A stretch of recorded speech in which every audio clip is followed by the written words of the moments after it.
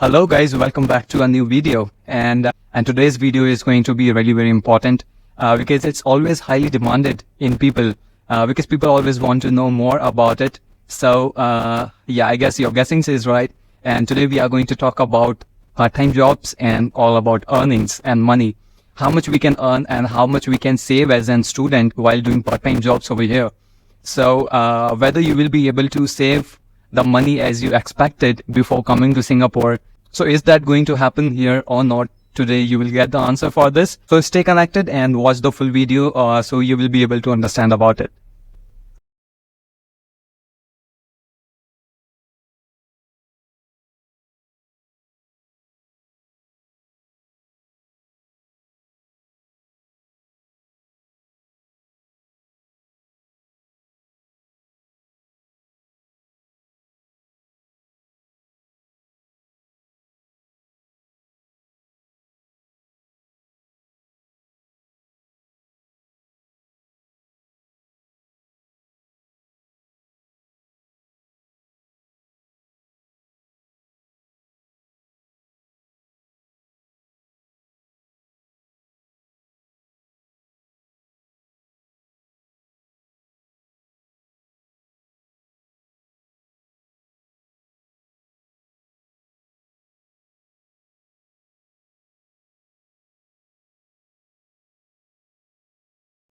Before starting the video, let me remind you, if you are new on this channel, kindly like, share, subscribe, and you can comment what you want to know more about Singapore. I can try to help you out with that.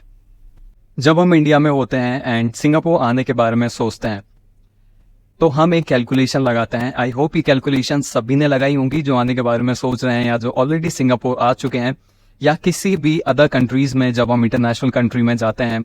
सो हम एक calculation लगाते हैं, एक estimate लगाते हैं कि हम Singapore जाके पार्ट टाइम जॉब इतने घंटे और इतनी हमारी सैलरी बन जाएगी मंथली का $1,500.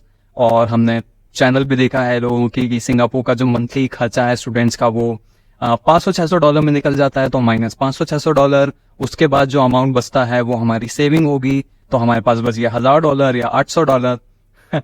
तो आई होप ऐसी कैलकुलेशंस आप ही लगा रहे होंगे अगर आप सिंगापुर आने वाले हैं या आप किसी भी अदर कंट्री में जा रहे हैं या आप सिंगापुर में ऑलरेडी आ चुके हैं. लेकिन age of the experience and age of the truth, जब हम सिंगापुर आ जाते हैं कई बार हमारी ये कैलकुलेशन सही नहीं निकलती और फिर हमें लगता है एक शॉक. तो आने वाले स्टूडेंट्स को ये शॉक ना लगे इसीलिए मैं ये वीडियो बना रहा हूँ. सो ये वीडियो देखने के बाद आपको एक सही आइडिया लग जाएगा कि आप कितना सेव कर सकते हैं. तो आज हम इस वीडियो में इन्हीं सारी चीज़ों के ऊपर बात करने वाले हैं. बने रहिएगा वीडियो में, watch it complete so that you may understand it completely.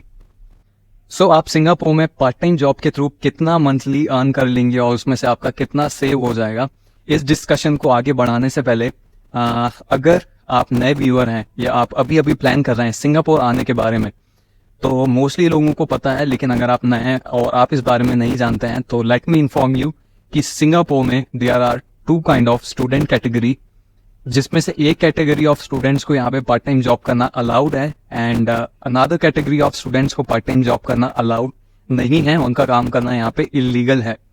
सो सबसे पहले तो आपको ये पता होना चाहिए कि आप कौन से स्टूडेंट कैटेगरी पे आने वाले हैं. सो इस बारे में मैं आपको बता दूं, अगर आप यहाँ पे डिप्लोमा कोर्सेज करने वाले हैं जो कि मेजरली होते हैं 1 साल के, मोस्टली जो होते हैं 1 साल के, जिसमें 6 मंथ्स के लिए आप यहाँ पे स्टडी करते हैं, आपका कोर्स चलता है एंड 6 मंथ्स के लिए आप ओजीटी करते हैं. ये होते हैं mostly diploma students, diploma colleges. जिन स्टूडेंट्स को यहाँ पे पार्ट टाइम जॉब करना अलाउड नहीं है, उनका काम करना इलीगल है. वहीं पर अगर हम बात करते हैं यूनिवर्सिटी स्टूडेंट्स के बारे में जो कि यहाँ पे डिग्री कोर्सेज करते हैं. डिग्री कोर्सेज आई होप सभी को पता है, जो 3 साल के डिग्री कोर्सेज होते हैं या 2 साल के PG course, post graduation courses होते हैं जो कि आप किसी यूनिवर्सिटी से करते हैं. उन स्टूडेंट्स को यहाँ पे पार्ट टाइम जॉब करना अलाउड है. उसमें भी एक टाइम लिमिट है which is of 44 hours per week. आप सिर्फ 44 आवर्स पर वीक यहाँ पे पार्ट टाइम जॉब कर सकते हैं. लेकिन अब मैं आपको एक मजे की बात बता दूं कि यहाँ पे ये जो दोनों कैटेगरी के स्टूडेंट्स हैं ये दोनों ही काम करते हैं, दोनों ही पार्ट टाइम जॉब्स करते हैं.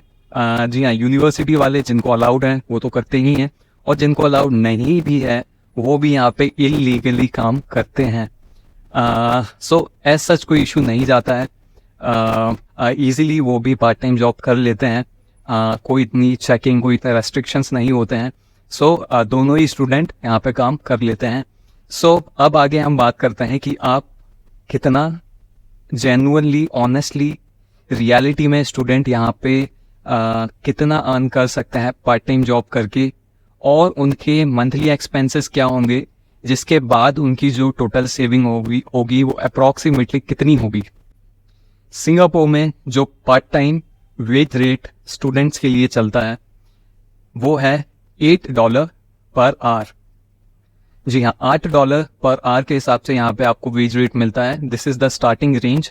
मोस्टली 80% मैं बोलूँगा आप किसी भी सेक्टर में या किसी भी इंडस्ट्री में जॉब करेंगे आपको यही वेज रेट मिलेगा। हाँ, कई जगह पर जो काफ़ी लंबे समय से एक ही जगह पर काम कर रहे हैं या फिर हाई फाई जगह वो जॉब कर रहे हैं, तो कई जगह पर $9 या $10 भी देखने को मिलता है, स्टूडेंट को मिलता है पर आवर। सो अब बात आती है कि आप कितने घंटे काम करेंगे। अगर आप सोच रहे हैं कि आप सिंगापुर आने के बाद 8 घंटे यहाँ पे जॉब कर लेंगे, विच इज़ आसानी से आपका कन्वर्ट हो रहा है 8 × 10 is equals to $80 per day. और अगर आप इसे मंथली कन्वर्ट करेंगे तो ये जो अमाउंट है वो हो जाएगा आपका $2,400, $2,400, 2400, which is a very good amount. और अगर इसी अमाउंट को आप इंडियन रुपीज़ में कन्वर्ट कर दें इंटू 62, अभी सिंगापुर का जो रेट चल रहा है डॉलर्स का वो 62 है, सो इंटू बाई 62, तो ये जो अमाउंट है वो आ जाएगा आपका 1,50,000 approximately, 1,50,000 per month. It's good, isn't it? सुनने में काफ़ी अच्छा लग रहा है, राइट? लेकिन बस हम यही गलती कर देते हैं। अब हमने कैलकुलेशंस तो लगा ली इंटू 30 डेज के लिए। एक दिन का अगर आप $80 कमा रहे हैं, उसके बाद हम सिंपली इंटू 30 कर देते हैं। बस यही हम गलती कर देते हैं, क्योंकि सिंगापुर आने के बाद क्या आपको लगता है कि आप 30 डेज रेगुलरली काम पर जा पाएंगे? इसका आंसर है नहीं।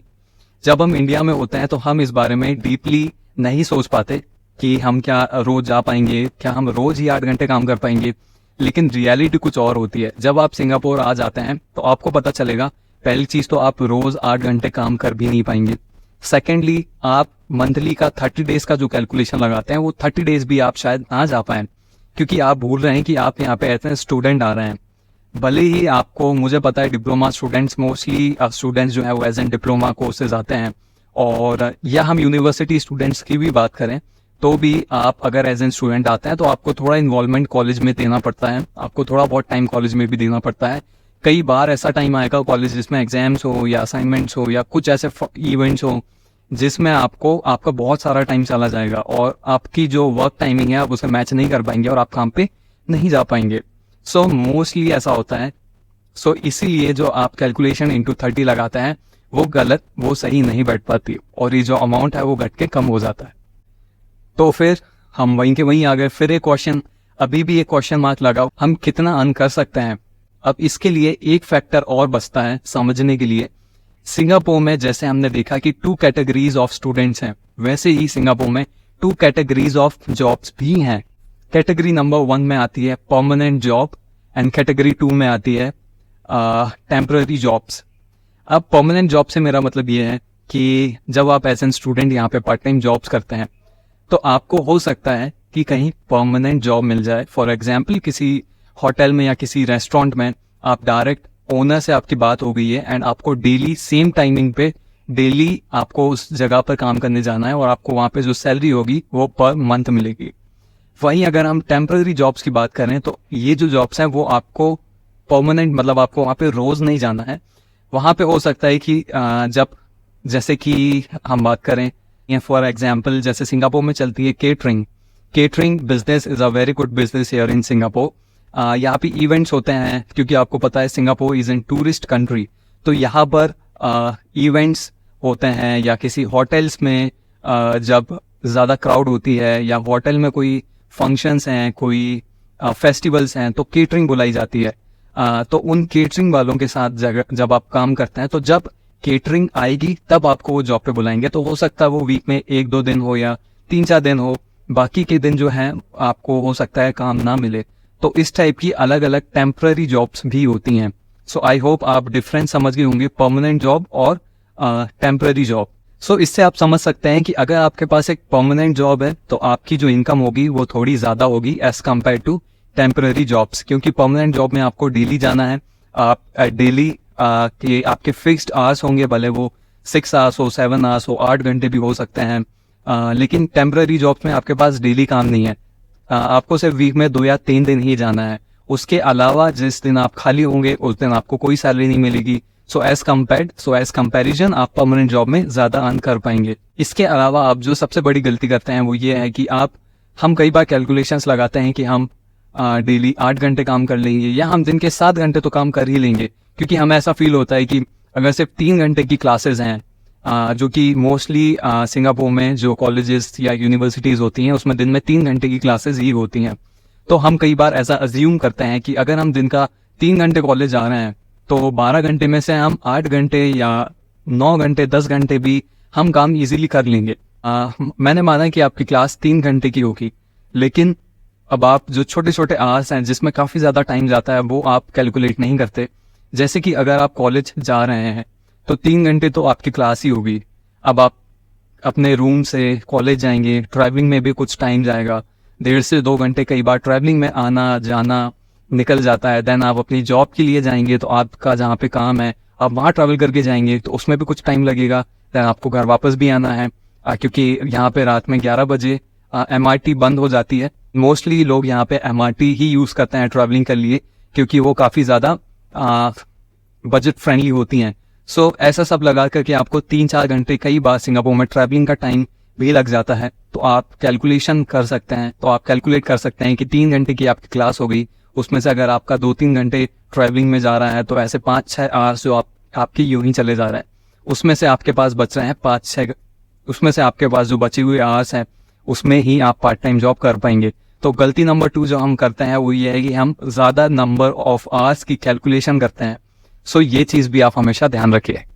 अब अगर आप इस वीडियो में वेट कर रहे हैं कि मैं आपको एक फिगर बताऊंगा कि आप इतना ऑन एन एवरेज अर्न कर लेंगे, तो वो मैं आपको नहीं बता सकता हूं, क्योंकि it depends on an individual student के ऊपर ही डिपेंड करेगा कि उसकी कॉलेज टाइमिंग्स कैसी हैं। अगर आपकी क्लास टाइमिंग्स के ऊपर डिपेंड करता है कि आप कितने घंटे काम कर पाएंगे एंड कितने आवर्स के लिए आपको काम मिल रहा है, आपके पास परमानेंट काम है या आपके पास टेम्परेरी काम है। तो आई होप आपको एक आइडिया मिल गया होगा कि आपको कैसे सही तरीके से कैलकुलेशंस लगाना है। इन दी एंड ऑफ द वीडियो मैं आपको सिर्फ इतना कह सकता हूँ कि हाँ, सिंगापुर में इतना अर्न हो जाता है कि आपके मंथली एक्सपेंसेस इजीली निकल जाते हैं, आप कुछ सेव भी कर लेते हैं। अगर आपका मोटिव है आगे पाथवे के लिए तो आप एक इतना अमाउंट, हैंडसम अमाउंट सेव कर सकते हैं कि आपको थोड़ा बहुत सपोर्ट मिल जाए आगे जाने के लिए, अपने एक्सपेंसेस निकालने के लिए। भले अब वो आपको इंडिया भेजना हो या आपको आगे जाने के लिए सेव करना हो, तो आप ठीक ठाक अमाउंट सेव कर सकते हैं, क्योंकि आपको पता है सिंगापुर की जो डॉलर वैल्यू है दैट्स वेरी गुड। अभी जो चल रही है वो ऑनलाइन रेट $62 चल रहा है, 62 रुपीज़ पर डॉलर चल रहा है। और अगर आप सिंगापुर से इंडिया ट्रांसफ़र करते हैं तो वहीं आपको 65 का रेट भी मिल जाता है। सो आई होप इस वीडियो से आपको कुछ इन्फॉर्मेशन मिली होगी एंड अगर आपको ये वीडियो पसंद आई है तो मेक श्योर कि आप इस वीडियो को लाइक करें एंड आप कमेंट कर सकते हैं कि आप और क्या जानना चाहते हैं सिंगापुर के बारे में। So I try to make a further video on those topics. Thank you so much for watching this video. बने रहिए, मिलते हैं अगली वीडियो में। Bye bye.